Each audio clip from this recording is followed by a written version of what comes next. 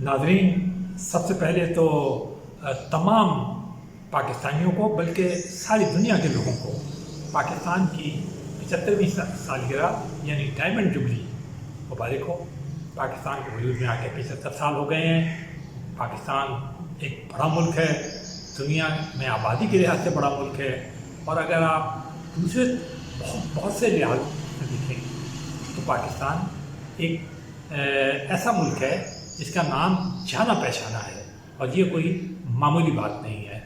ایک بات، لیکن دوسری بات یہ ہے کہ خود پاکستانیوں کو اپنے گریبان میں یہ جھانک کر دیکھنا چاہیے کہ کیا گزشتہ 75 سالوں میں انہوں نے واقعی میں وہ کیا جو عہد انہوں نے آج سے 75 سال پہلے کیا تھا، یا ان کی گزشتہ نسلوں نے کیا تھا جو انہیں دیا گیا۔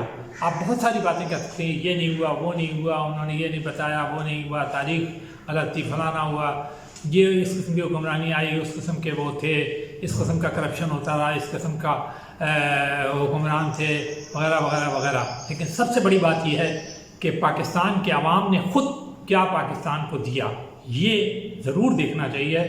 اور بجائے اس کے ایک اور بات کا خیال رکھیں کہ ساری دنیا کو مورد الزام ٹھہرائیں، اس چیز کو اب ذہنوں سے نکال دیں، اب خود کچھ کر کے دکھائیں، تاکہ دنیا میں اگر کوئی ہمارے خلاف کچھ کرنا بھی چاہتا ہے تو وہ بالکل نہ کر سکے، اور ہمارا ملک واقعی میں ایک عظیم ملک بن کے ابھرے، ہماری قوم ایک عظیم قوم۔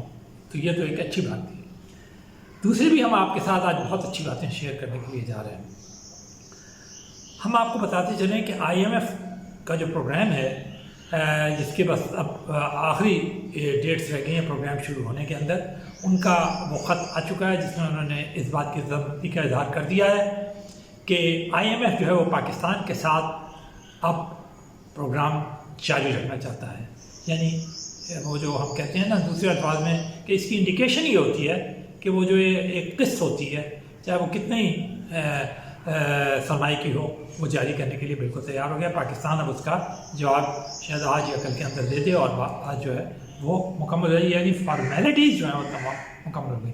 لیکن اس کے ساتھ ساتھ کچھ اور چیزیں بھی تھیں، ان کو بھی آپ چاہیں تو کہہ سکتے ہیں، فارمیلٹیز کہہ سکتے ہیں، شرائط کہہ سکتے ہیں۔ تو اس کے اندر ایک اچھی خبر جو ہے وہ یہ ہے کہ سعودی عرب نے اپنے $3 ارب کی تجدید کا اعادہ کر دیا ہے۔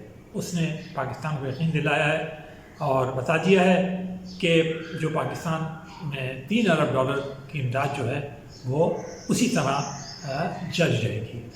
دوسری بات، ایک اور بات جو کہ ذرائع نے بتائی ہے، اور وہ پیٹرولیم منسٹری کے ذرائع نے بتائی ہے، ایسی ویسی افواہ یا ادھر ادھر سنی سنائی باتوں کی نہیں ہے، وہ یہ ہے کہ سعودی عرب نے یہ بھی وعدہ کیا ہے کہ اس خوشی کے موقع پر وہ ہر ماہ $100 ملین کا تیل مؤخر قیمتوں پر پاکستان کو فراہم کرے گا۔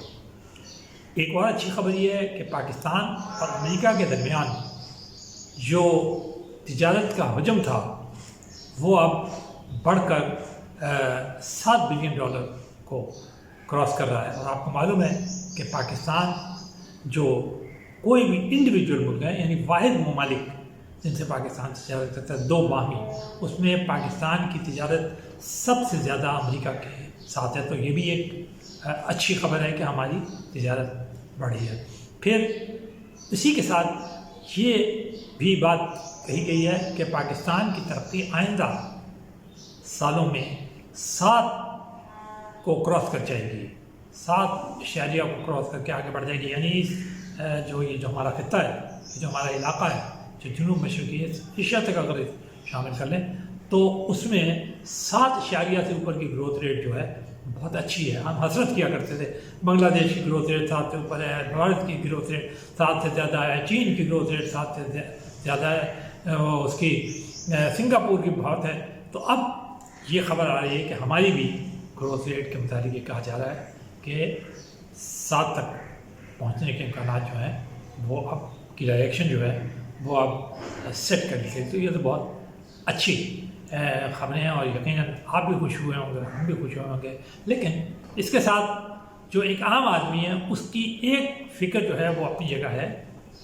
اس 75ویں سالگرہ پر حکومت کو یہ معلوم ہے کہ جو پیٹرول کی قیمت ہے وہ بہت تیزی سے نیچے آ رہی ہے، اور پیٹرول پاکستان کا سب سے بڑا امپورٹ ہے. یہ تقریباً 17-18 بلین، یعنی اگر ہماری 28-29 بلین ڈالر کی ٹوٹل امپورٹس ہیں، وہ ہم اگر چیزیں جو ہیں وہ درآمد کرتے ہیں تو اس میں سے زیادہ تر حصہ جو ہے پیٹرول کی قیمت کے اندر ہمیں ادا کرنا پڑتا ہے. ایک تو ہم نے موقر قیمت کا بتایا، پھر ہم نے $100 ملین پر منتھ کا بتایا، اور تیسری بات یہ ہے کہ برنٹ کروڈ جو کہ مین وہ ہے، جو وہ اس کی قیمت جو ہے وہ 100 سے نیچے 97-96 کے قریب فلیکچویٹ کر رہی ہے، جبکہ اس سے پہلے 130 تک گئی تھی. اور ہم ہی نہیں بلکہ ساری دنیا کے اندر ہوشربا پیٹرول کی قیمتیں بڑھی تھیں. اور اس کے بعد جو WTI ہے یعنی امریکن جو ہے وہ تو 92 اور 90 کے قریب پہنچ رہا ہے. تو یہ بھی اچھی خبر ہے کہ ہمارا پیٹرول کا بل گرے گا. جب ایک بل گرے گا تو یقینی بات ہے کہ ہمارے پاس بچت ہوگی، اور جب ہمارے پاس یعنی کوشش یہ ہونی چاہیے ایکسپورٹ زیادہ ہو. امپورٹ یہ کہنا کہ جی ہم نے ایکسپورٹ بڑھا دیا، مطلب آپ نے معلوم ایکسپورٹ جو ہے وہ $20 بلین کا ہو رہا ہے اور ساتھ ہی $21 بلین کی امپورٹ ہو رہی ہے، تو یہ بالکل بیکار فالتو چیز ہے. یعنی $1 بلین کا تو مسلسل خسارہ ہو رہا ہے. امریکہ اور چین کا اسی بات میں جھگڑا تھا، وہ کہتے تھے ٹریڈ کا والیوم جو ہے وہ تو $7 بلین کا ہے، لیکن جو خسارہ ہے امریکہ کا وہ $3-3.5 ارب کا ہے. اس پہ ٹرمپ بہت بولتے تھے اور اسی پہ بہت زیادہ امریکہ اور اس کے درمیان ہوا. تو درآمدات کا بل گرنا چاہیے جو ضروری نہیں ہے، اور جو برآمدات ہیں یعنی ایکسپورٹس ہیں ان کا بل جو ہے بڑھنا چاہیے، تب پیسہ آئے گا. تو یہ اچھی خبر ہے. ایک آخری بات ہم بتاتے چلیں، وہ آپ سے ہم شیئر کرنا چاہتے ہیں. Chief of army staff general Qamar Javed Bajwa نے برطانیہ کی رائل ملٹری اکیڈمی کے کیڈیٹس کی پاسنگ آؤٹ پریڈ کو خطاب کیا. اس میں انہوں نے ایک خاص بات کہی. انہوں نے یہ بات بتائی کہ جو جدید افواج ہیں آج کل کی، ان کا کیا رول ہونا چاہیے دنیا میں.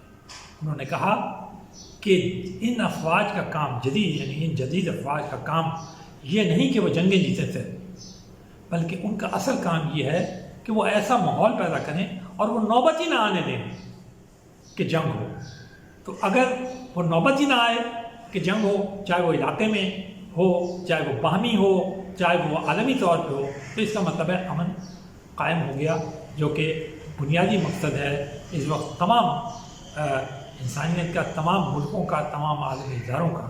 اگر یہ قائم ہو جاتا ہے اور افواج جو ہیں یہ رول پلے کرنے لگتی ہیں، اور ان کا کہنا یہ تھا کہ اس میں ہمیں اپنے ذاتی تحفظ کی طرف بہت زیادہ زور نہیں دینا چاہیے. یعنی ذاتی تحفظ تو کریں، لیکن ہماری نظر یہ ہونا چاہیے کہ ہمارا بھی تحفظ ہو اور وہ جو دوسرا ملک ہے اس کا بھی تحفظ ہو، یعنی باہمی ہو. تو دونوں کا تحفظ جب ہوگا تو دونوں خوش رہیں گے، دونوں کا تحفظ ہوگا تو پھر دونوں پرامن رہیں گے، علاقہ پرامن رہے گا، اور جب سب پرامن رہیں گے تو ترقی کرے گا. جنرل باجوہ صاحب نے یہ بہت اچھا نظریہ پیش کیا. اسے ہم کیا باجوہ ڈاکٹرائن کہہ سکتے ہیں.